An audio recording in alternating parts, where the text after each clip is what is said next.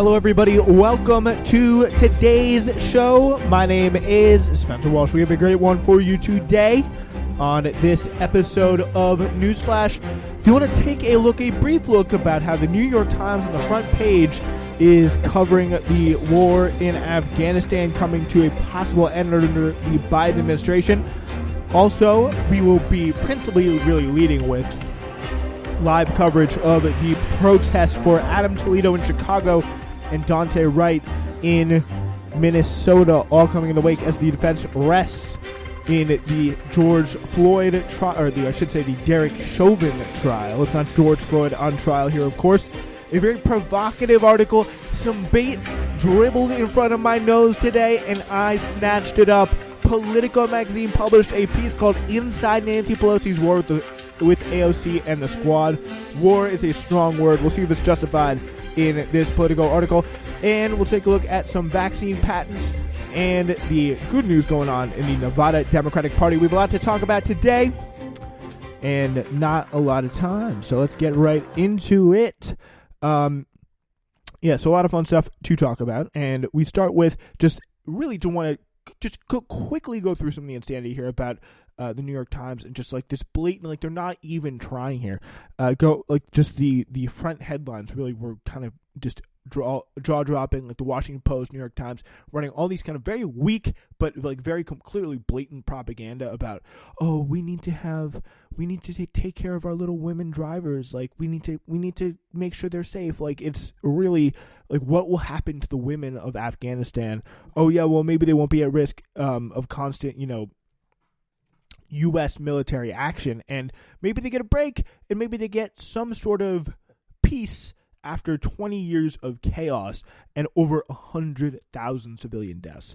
So that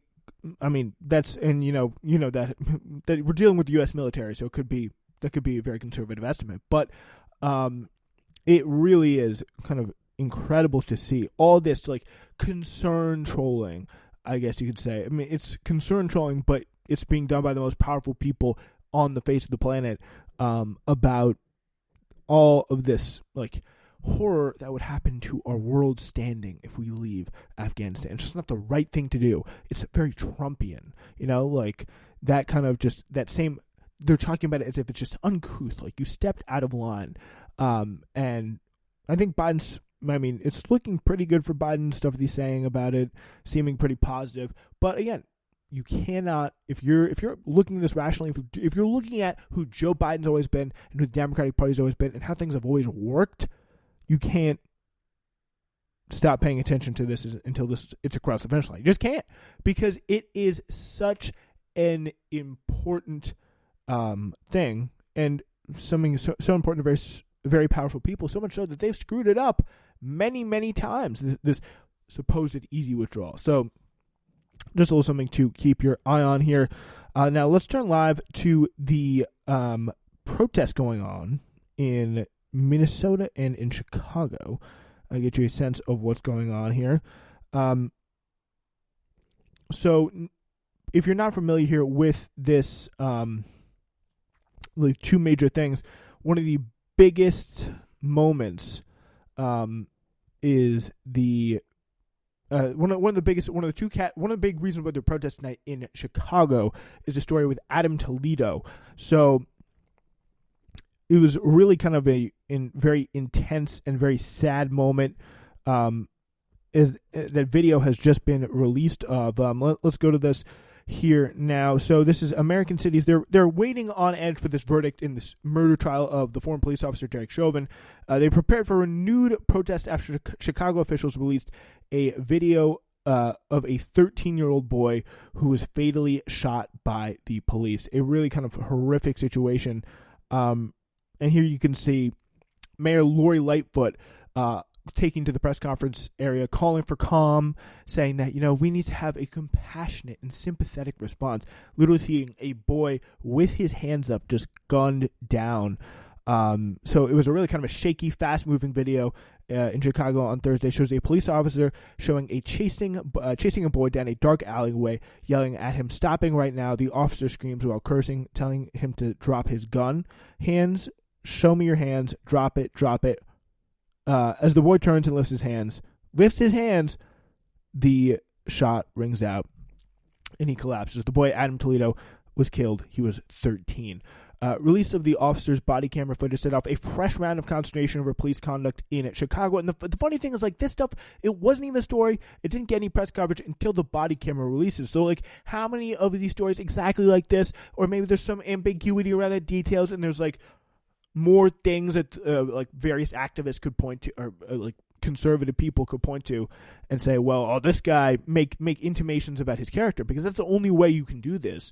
If he's like victims of police brutality, just that's the only way you can really justify it. Just like say, they had it coming. George Floyd was awful. Like, he had it coming. Like, that is the main really the only way you can kind of justify some of the behavior showed on display. And a lot of other, and also it's not just George Floyd, because a lot of people say, George Floyd was a uniquely horrific incident, but a lot of like that kind of rhetorical trick up the conservative sleeve has been around for a pretty long time, pretty much since the beginning of the Black Lives Matter movement.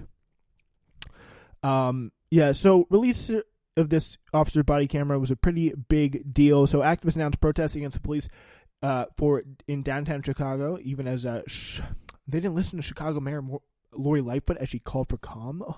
What an incredible shock. OMG. Right, but it is also kind of funny that there's a really great and amusing trend of the big city Democratic mayors just absolutely, like, I hate to use the word, but it's appropriate, cucking themselves, like, in front of the police, like, just absolutely, it's probably not the right usage of the word, but just embarrassing themselves, proselytizing themselves in front of police. The police union, the police force in the city. Bill de Blasio, his daughter was roughed up by the police hogs, and he was like, well, my daughter shouldn't have been doing that. So good on you, police officers. You showed her what was what. And then Mayor Lori Lightfoot, like, there have been story after story about how much they disrespect her. They talk so much crap about her. Their big nickname for her is Groot. That's what they call her. So they clearly hate her. They've disrespected her publicly, and she's like, continues to, and not just in this case, this is not really an explicit defense of the police, but it is a just general statement on the pattern and the posture that so many of these Democratic mayors, because they're Democratic mayors and that's who they are forced to take these kind of very non-confrontational, just really more than non-confrontational, like same-sided approaches with the police of their city, and not think about possibly challenging them in the way that would promote change and actual action. So, yeah, and actually make these protests stop being necessary. That would be really something, wouldn't it? Anyway, so Adam lived on Chicago's Little Village, a predominantly Latino neighborhood in the city's west side. It was one of the youngest people killed by the police in Illinois in years. Graphic video of the deaths at the hands of the police officers have repeatedly roiled the nation. The videos released in Chicago comes as the trial of Derek Chauvin, a former Minneapolis police officer accused of murdering George Floyd, is underway, and another Minnesota officer, Kimberly A. Potter, was charged in the fatal shooting of Daunte Wright, a 20-year-old motorist. In the shooting in Chicago, which took place in the early morning hours of March 29th, officials have said that two officers were responding to reports of gunfire when they saw two people in an alley and started to chase them. Prosecutors said that Adam was holding a gun when he ran down the alley as an officer called for him to stop and drop the weapon. Adina Weiss-Ortiz, a lawyer representing the Toledo family, said at a news conference on Thursday, the video shows that Adam, who was Latino in a seventh grader at Gary Elementary School, was attempting to comply with the officer's orders. Very, very sad situation there. Wow. I mean, yeah. Prosecutors said that Adam was holding a gun when he ran down the alley as an officer called for him to stop. And so, yeah, it's kind of hard to see in the video, like, even if he's holding the gun. So she said, the lawyer, Adina Weiss-Ortiz, he tossed the gun, she said. So, I mean, because from the video that I saw, it was very grainy, and I think the news, like, kind of had his figure blurred out, but you can kind of still see his hands. And then I kind of saw a very grainy one of his hands, like with the non-blurred figure of Adam Toledo. But it was a very hard to make out what was in his hands at the time. So, As the officer identified in police reports is Eric Stillman. He was the one who fired the single shot. Adam is raising his arms and appears to be empty-handed, so that is an important thing. He had no gun. He was raising his arms, and he was shot. It was a very, very sad situation. So it is, yeah, and you can go watch the video for yourself. I mean, it's not really worth it even because this is obviously an audio podcast, so you're not even going to get any benefit from the video, but it is pretty much described to you what happens, and it's very, very disturbing here. So in the moment before the shooting, the Times analysis shows Adam can be seen holding what appears to be a gun behind his back, which he drops behind a wooden fence before he raises his hands. So yeah, I mean, so he had already raised his hands, tossed the gun, and was still shot. So after firing the shot, Officer Stillman called for an ambulance, searched for the wound, and began CPR with the help of another officer. "Stay with me," he said to Adam more than once. And honestly, I think the problem is, obviously there's plenty of, built-in stereotypes that especially come with people who, are in the police department because they're more exposed to crime, so they're more exposed to, the bad, and they tend to be obviously more reactionary, they're more conservative, just the general realities of the police department. They tend to have those, bad assumptions of people who commit crime, but a lot of it, and have them be black, and you're more likely to stop black people, and there's huge racial disparities in policing. But I think a big motivating factor that people don't realize, and it's kind of evidenced by individual anecdotes more like this, is they are also obsessed with the use of force. They're obsessed with the idea that is so prevalent in police culture of, I'm the most powerful. I'm the wolf of the community. I'm a soldier. I'm like a glorified soldier, but the people I'm fighting are. It's like I'm consider myself a soldier in a town where my main duty is to sit playing flappy golf or whatever the hell they do on the side of highways. Certainly not catching people speeding. That's for sure. They're really just. I mean, I hardly even see cops out anymore. Not that I'm complaining, but anyway, it just a little. Just a great indication of how great my personal experience has been with police officers. But, I mean, even still, based on what I've read, I honestly would not feel, entirely comfortable if I got pulled over because, I've seen so many videos of cops getting, any type of person, any type of place, getting away with things with impunity because, honestly, that that proximity and that accustomedness to just using unaccountable force is probably the most prevalent thing. And I think what you see here is when they use it, they're and it clearly is going to hurt them. They start to really regret it fast and realize what's going on. So yeah, the Civilian Office of Police Accountability, an independent agency that investigates police shootings in Chicago, released the videos on Thursday after initial description to making them public, citing Adams' age. The Chicago Police Department had no comment on the video aside from redistributing its news release about the shooting from April 1st, which called the loss of life tragic, and said the department will cooperate with COPA, which is the Civilian Office on Police Accountability, which is investigating the use of force. A lawyer for Officer Stillman, who is white, said the shooting, while tragic, was justified given the nature of the threat. Obviously, what any cop defender says. As images of the shooting spread on social media, community activists and others expressed anger. Some said the officer had no reason to fire at the boy. So that's a New York Times interpretation of it there. Julie Bosnan and Neil McFarquhar. So that is the update as to what was going on there. There are still increasing tensions in the Minnesota protests as well. I would probably have to go to Twitter to kind of get the most detailed videos of whatever crazy stuff the police are doing. There is a curfew in place right now. The Mike Elliott, the mayor of Brooklyn Center, Minnesota, announced the 10 p.m. curfew for the fifth night in a row on Thursday. Sets already in fact, so there's probably a bunch of videos of police going crazy on the protesters because we know in the summer the curfew is their excuse to pretty much go hog wild on whatever protesters were still brave enough to stay there. And we're already seeing Minnesota protesters saying that they're motivated by what's going on in Chicago, which makes a lot of sense, I have to say. And meanwhile, in Minnesota, dangling up from a fence, this is interesting, outside the Brooklyn Center, Minnesota police station is an unlikely symbol of protest and grief. Dozens of colorful air fresheners, the type generally hung from by motorists from their rearview mirrors.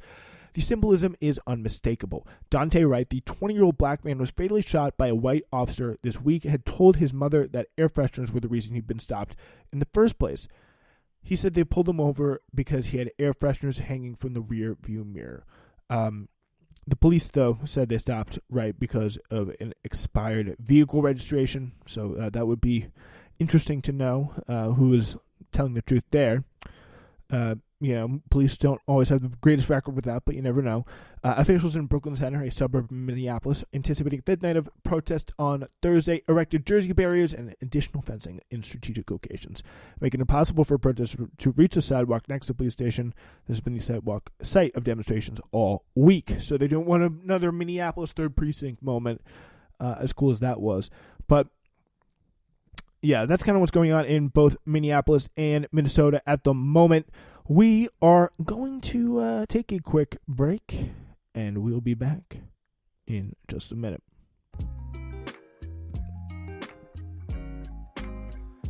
Ladies and gentlemen, just a quick update on what's going on. We still have the Newsflash Sundays, Tuesdays, and Thursdays, but we have Hidden History coming out, new season very, very soon, and a special episode of Uncultured this week.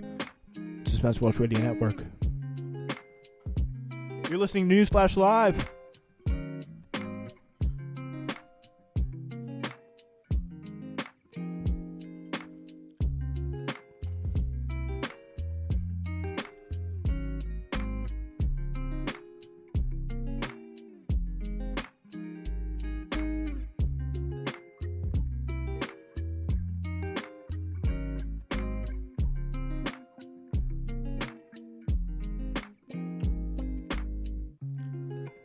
All right, we do have a story. There's some bait that was jangled in front of me, and I just had to take it. This is pretty much what it is. It's a Politico article, and I think we're going to probably have to take a whole segment for this because this may go quite long. But here it is, a very interesting one. This is Inside Nancy Pelosi's War with AOC and the Squad. This is adapted from a book, actually, to be published by 12 Books on April 20th, Madam Speaker, Nancy Pelosi and Lessons of Power, by Susan Page, who's a Washington bureau chief for USA Today. So here it is. It starts with a quote here. Nancy Pelosi doesn't have much patience for people who don't know what they don't know. So apparently she forgets a lot of things and doesn't like when other people forget them too. That was what a senior congressional Democrat close to the Speaker of the House told me when I asked Nancy Pelosi what Nancy Pelosi really thought of Alexandria Ocasio-Cortez. So pretty much a senior congressional Democrat was like, yeah, Nancy does not like her. She thinks she's a dumbass, and I do too.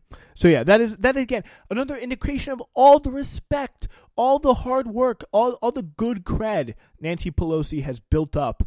AOC has built up with Nancy Pelosi so she can do great progressive things, which is kind of funny. And really kind of embarrassing, not just for AOC, but for all the people who supported her. Like, this is what you get for kowtowing to Nancy Pelosi for your entire 2 years in office. Like, your first term. Like, that's what it was worth. So, she, like, from jump, she always saw you as the let's be honest, girl who went into her office and led a protest. Like, She always saw AOC as that. Always. That's never changed, and that's how pretty much, I would argue, the entire Democratic leadership sees AOC. And especially in the House, and probably a good portion of the Senate. Like, you think Dick Durbin is happy AOC is in the party? Like, give me a break. So this guy, Pelosi was famous for having what Politico once described as an iron fist in a Gucci glove. Emphasis there on the Gucci glove. There was no better example of that than her dealings with the Squad, a quartet of progressive women elected in 2018. She hasn't survived as the top Democrat in the House for nearly 2 decades by ignoring challenges or challengers. Instead, she applied the lessons she learned to win them over, or at least to keep them at bay. The relationship between the Speaker and AOC, her most her party's most charismatic newcomer is complicated. Colleagues and congressional aides said Pelosi saw the New York Congresswoman as a talented person, but one who is often naive about how the institution worked and unrealistic about what could be achieved and how. So no surprise there. She feared the squad's demands would imperil hard-won Democratic control, the slim majority that had put Democrats in a position to change the country's course, not win every battle. So pretty much, honestly, like, pretty standard critique. Like, none of this is really surprising so far to justify the war comment, but she feared the squad's demands would imperil the hard-won Democratic control. Obviously, like, for a billion reasons that, progressives had been talking about since that Abigail Spanberger call after the election. Like, that is a ridiculous, dumb talking point. Like, we win when people are excited, when the everyday American wants to come to the Democratic Party and organize for it. And that is not happening. It has not happened for a very long time, and is on no track to return now. Like, that is how we win. We win when, like, voter registration was at its highest in South Carolina during the Black Lives Matter protests, and Jim Clyburn was like, "Oh, it's a defund the police." No one ran on defund the police, and honestly, probably with good reason, because it's a pretty horribly messaged thing. And honestly, a simple slogan change. I'm of the mind that a simple slogan change would have been a better messaging tool, but the point of it, like the principle behind it, is still very effective. But that's another topic. But of course, yeah, allies of AOC compared allies of Pelosi compared AOC to Bernie Sanders. So pretty much, again, what the entire Democratic Party was saying about Bernie after Nevada, that's what they think. That's what they always have thought.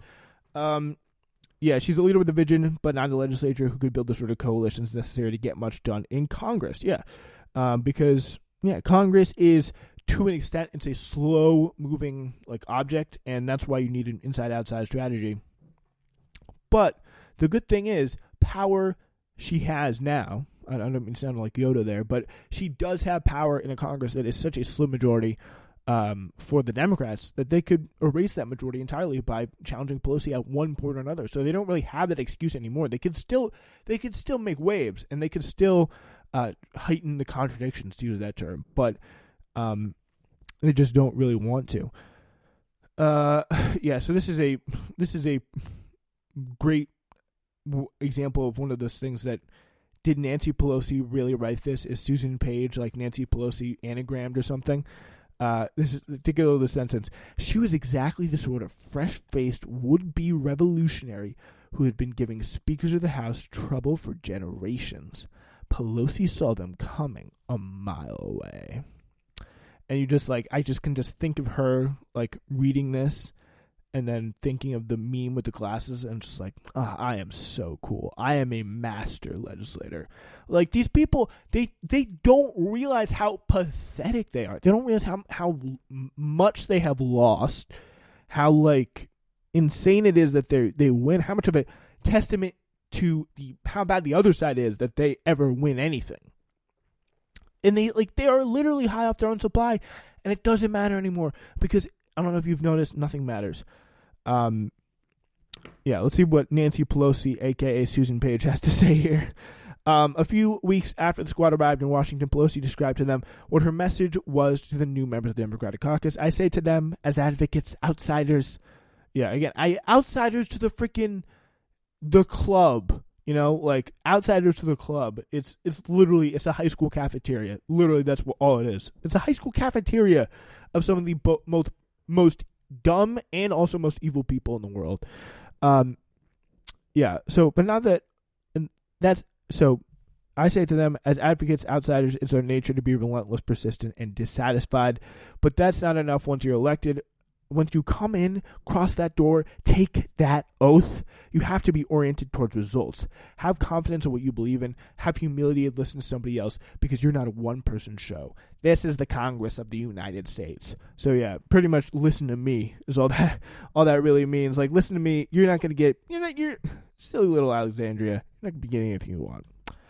Not all districts have voters who share the liberal views of, just pretty much the most boring Democratic talking points that we've seen, and it is it's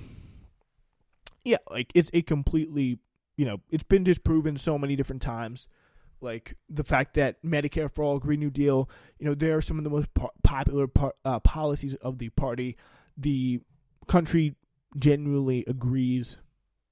I mean, they're not really of the Democratic Party, those policies anyway. So, as I'm sure you know, with Joe Biden in charge.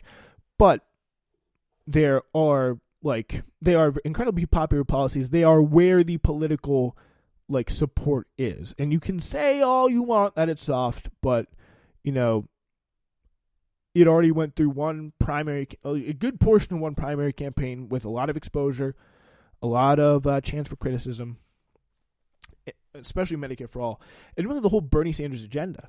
And the big reason I would I would say you'd be hard pressed to come up with the conclusion that the main reason why Bernie Sanders lost was because his platform was not embraced by the people. There was, I think, the biggest thing that I would say his loss was largely, strategy areas, and the fact that his mountain, in the end, in large part, because of the fact that mountain is just turned against him in every way, but also because of strategy mistakes, that mountain obviously became too big to climb. But it's just very, very boring stuff from Pelosi and just stuff the author agrees with. But yeah, as it happened, I sat down with Pelosi soon after a dispute with the squad had exploded into public view. After members of the squad became the only 4 Democrats to vote against the immigration bill backed by Pelosi, she breezily dismissed their opposition. All these people have their public whatever in their Twitter world, she told the New York Times in an interview, breezily propping a chocolate treat in her mouth. Just Marie Antoinette over here. But they don't have any following. They're 4 people, and that's how many votes they've got. ASU pushed back on Twitter, and her chief of staff, Saikat Chakrabarti, poured gasoline on the fire.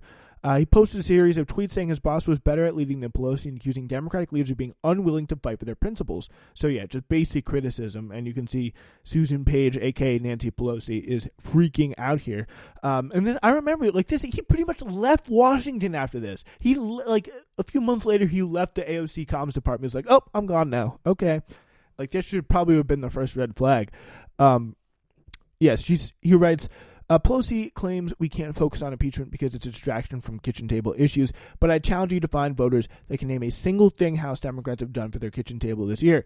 What is the legislative mastermind doing? And he's got a great point. Where's the thing that the Democrats have given people that they can put on their kitchen table? Nothing. No materials politics. It's a really great, honestly, the fact that this is the kind of energy that we need. And boy, was it fizzled out fast by Washington. Boy, was it fizzled out fast. There was more. In post-blasting the Blue Dogs, a group of moderate Democrats, Chakrabarti called them the New Southern Democrats, a reference to the segregationists who earn historic notoriety for blocking civil rights legislation. This certainly seemed hell-bent to do black and brown people today what Southern Democrats did in the 40s. So they later deleted the tweet. You can see why that would get him in a little bit of trouble. I personally agree with him, but I can definitely see why that would get him into a little bit of trouble. At a private meeting of the Democratic caucus, Pelosi's tone was scolding. So you got a complaint? You come talk to me about it. This is not how you run a political party. It's supposed to be about enhancing your ideas. It's not supposed to be about, it's supposed to be at some sort of position towards growth and change at some point or another. Not having the same 5 80-year-old people running the party for the last 40 freaking years and it going absolutely nowhere. And also, yet the decline of America was happening. And the American working class was happening during that time period. So great job.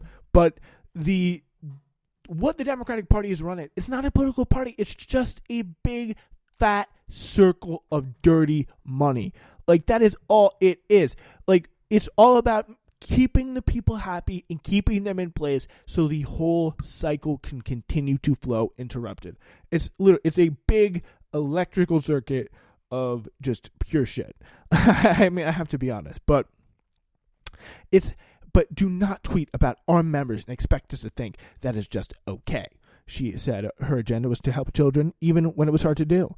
Some of you are here to make a beautiful pate, but we're making sausage most of the time, she said. and like probably like, what is that food you eat at your fancy restaurants, Nancy, like with your stock exchange husband? Like, I don't know. Like, Saigon Dragawati is like, what are you talking about? That was not the end of the story. That afternoon, I sat down with Pelosi for one of our scheduled interviews, where I changed into her skin and she changed into mine. As usual, we met in the Speaker's office in the Capitol with a stunning view of the National Mall. She was still wound tight. First, like this is what happens with reporters. They literally become friends with the people so much that they are literally the same person. First, she insisted there was nothing to see here, nothing to talk about. Reporters were hyping the story. It was Democrats being Democrats. I've been here for a long time, she told me. We've always had our differences of opinion and all the rest. And we're not the Republican Party. We're not a rubber stamp. Like, I bet she wishes she was a rubber stamp. Like, she wants to be the dictator of the Republican, or at least her caucus. Nothing surprises me. 30 years since I've been here. They've never seen any fights like what we had when we had Central America and the caucus divided, NAFTA, the caucus was divided, Iraq war was... What are you talking about? The caucus was divided. Barbara Lee was the only person. I mean, I guess some people voted for the AUMF, I guess. That's different. But then she said shortly, but did you want to talk about the book? And that was something that she signed. She was finished talking about the Squad. I tried one more question about the beautiful pate and the sausage. It's probably pronounced... I'm probably pronouncing it wrong, but I don't care. She said pretty much... She asked, did the new members fail to understand how to make the sausage? With that, she became as openly agitated I've ever seen her in an interview, and not with me. Some people came here, as Dave Obey would have said, what? To pose for holy pictures. She changed her voice and mimicked a child trying to make a solemn show of piety. See how perfect I am and pure? Like, I mean, literally all the stuff that she's advocating. Like, this is the perfect example of someone, at least to know there's some guilt there. Like, she can't even argue that her policies are good, but that, you're trying to, like, fight for a better world and convince... like, really, the anger here is, how dare you convince people that a better world is possible? How, like, you're supposed to play the game, but we're all supposed to kind of convince everybody, like, this is the way it's got to be. But the moment someone comes in and wrecks your show and says, yeah, things could be a little bit better than this, that is not okay under any circumstances. Yeah. It's pretty ridiculous. I really do not know. I don't want to read any of her David Obey references because I just don't get it. So anyway, Pelosi cultivated allies when she could, but she also didn't anguish when being ruthless was required. Oh, she's such a badass. Honestly, the best she's been able to do is work her charm on the Squad, because whatever she did, it worked. I hate to be real with you. The anatomical reference was a bit obscure. She said that she would advise associates that they need to be two-ventricled. It referred to the fact that the ventricle in a reptile's heart is partitioned into two chambers, but the political meaning was clear. They had to be cold-blooded. I saw that in her as she offered the Squad what could be seen as not-so-veiled threat, or perhaps a schooling in political reality. Like, she didn't even do anything to them. Like, I don't get it. She just said some, grandma speak. They'll understand when they have something they want to pass. If you don't want any results, you don't ever have to do anything. But if you have something that you want to pass, you're better off not having your chief of staff send out a tweet in the manner in which it was sent out. Totally inappropriate. I've never seen anything like it. You dare insult me? Oh my gosh. And yeah, this is such an indicative quote here. She says, the speaker didn't fault AOC and Nancy Pelosi and the Squad for being passionate about issues or for pushing their causes as hard as they could. I'm a liberal from San Francisco. No, like you're trying to paint herself as a hippie smoking grass who was elected to Congress in the 60s. Like, you're not a liberal from San Francisco anymore. Maybe you were a little bit when you got in there, but boy, have time passed you by. Like, you've spent when's the last time you've been to like community meeting or whatever? Like, and it's not your husband's like Wall Street dinners. Like, that is insane. Like, she thinks she's like a hippie with beads at this point. Like, that's how she sees herself. She is completely bought into the fact that, I guess this is what Republicans say about her, so that's what she thinks she is. But also, I think that's another example of the projection going on here. She's like, oh, the squad just want to be, they want to be the most pure in the room, but she wants to be, like, she's trying to convince people that she's the same thing. Yeah. She says, oh, I'm a liberal from San Francisco. Like, I'm such a hippie. Like, come on. I said to these people, I've been you. I was pushing a stroller and carrying a sign. I've been you. Yeah, and then I don't know. I don't know her whole career, so I can't say exactly what caused her to change, but she chaired the California Democratic Party, calling it the left of the left.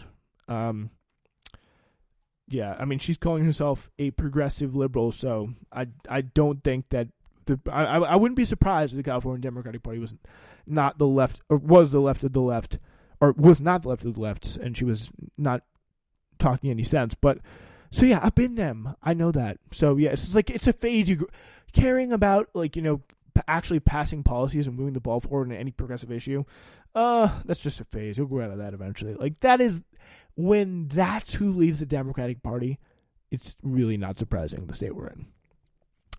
She had little use for those who weren't operational, a word that was the pretty much highest praise she'd give to a fellow politician. That meant being willing and able to turn aspirations into reality, a process that nearly always entailed cutting a deal, making a compromise, and playing the long game. Like, again, all these great terms that imply results. Where are the results?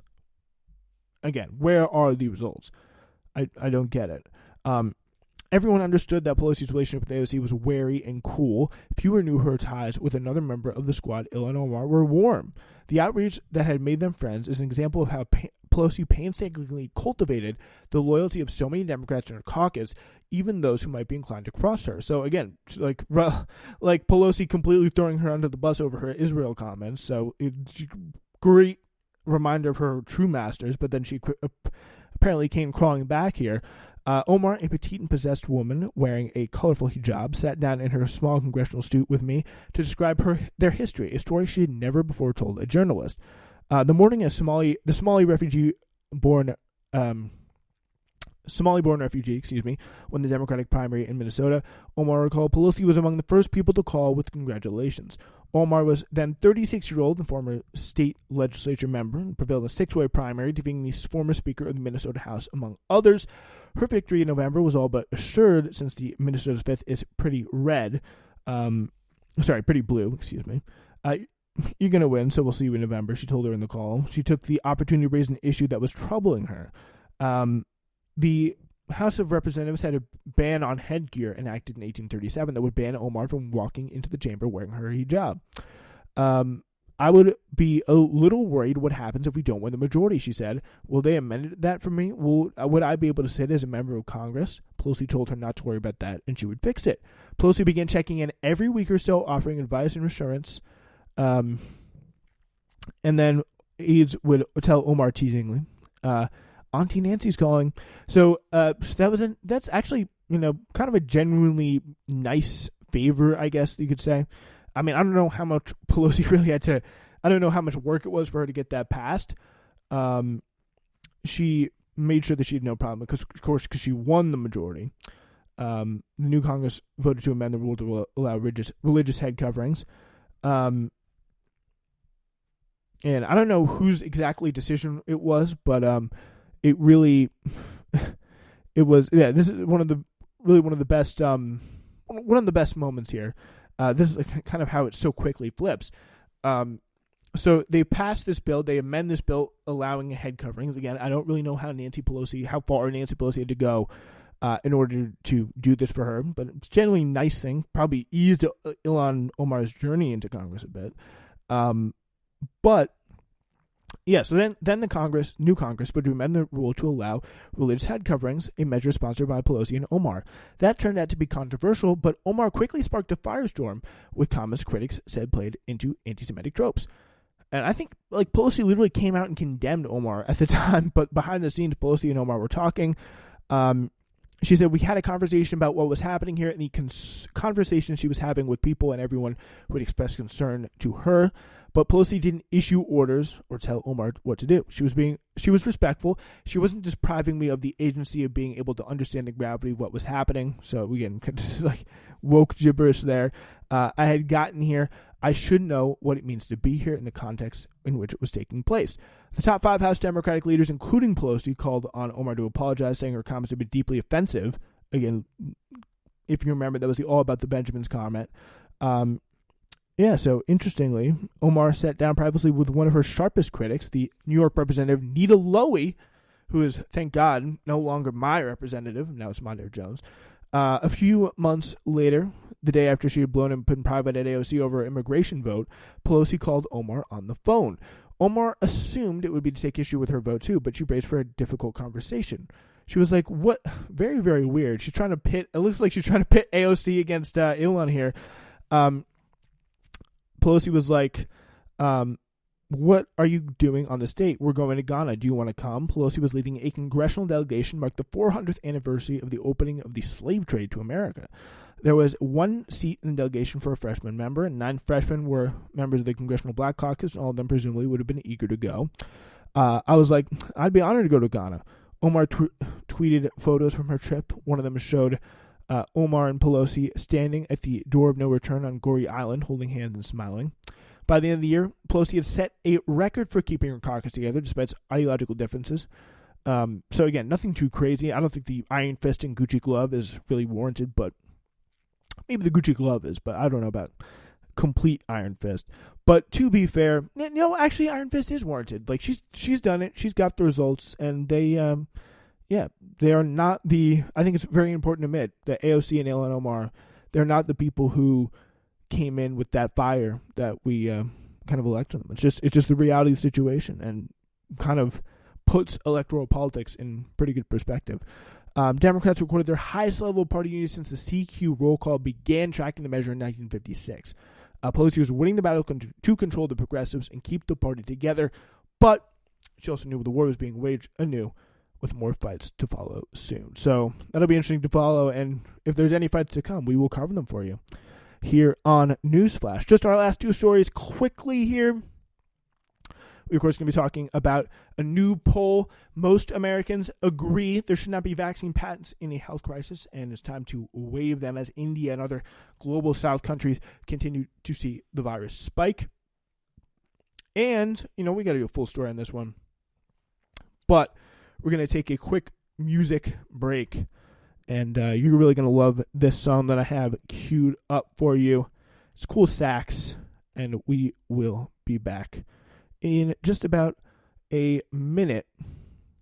In just about a minute and 30 seconds.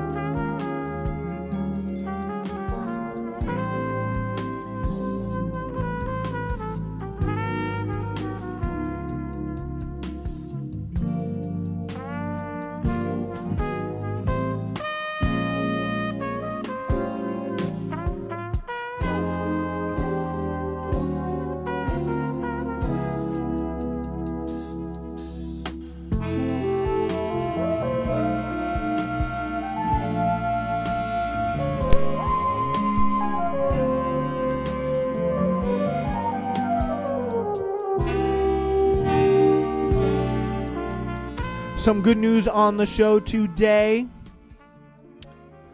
and that is the Nevada Democratic Party. Let's talk about them. This is the end of The Intercept. Akilah Lacey here.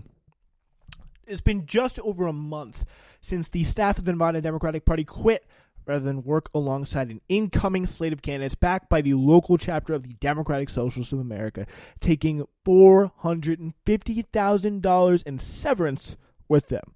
The party's new leadership has raised that money back with some to spare.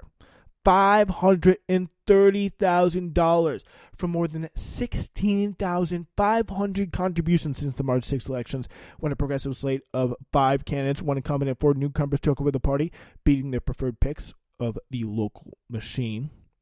The figures include... I've just thought of poor John Ralston, the Nevada Independent. He was crying on Twitter. He was so beside himself. His sources and best pals in the Nevada State Democratic Party were gone. The figure includes $100,000 raised within a few weeks of the election and a boost in contributions with help from national progressive allies like Senator Bernie Sanders, AOC, and Cori Bush, who sent fundraising emails over the last several weeks on the party's behalf. So, wouldn't you look at that? I wonder what Auntie P thinks of that. Ilhan Omar, they're conspicuously absent.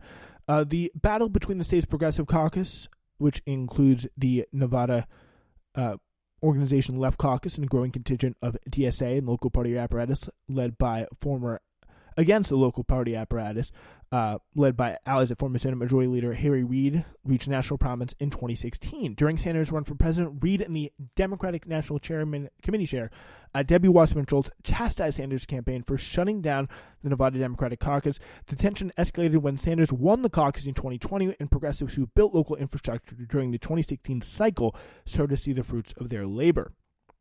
After Sanders ended his second presidential bid, they were determined to keep that momentum, but the party had other ideas.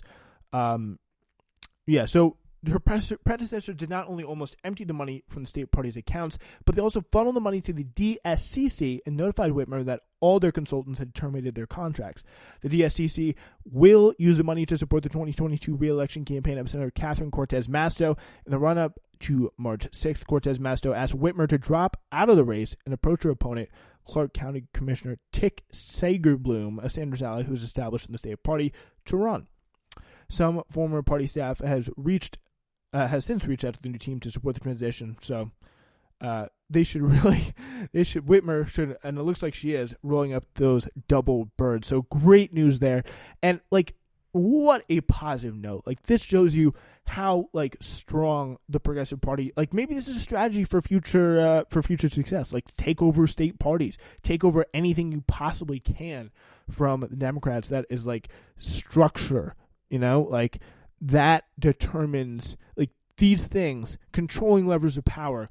Maybe it's not the most productive thing, but it's going to help us some way along the line. Whatever win you can take, and that, and the fact that the Democratic Party went full ballistic, took all the money out of the state coffers, funneled it away from the socialists who got elected, and what do? Raise it back and more. That is people power, and that's how we end the show tonight. We will be back. It's Friday now, but we'll be back on Sunday. It's Newsflash.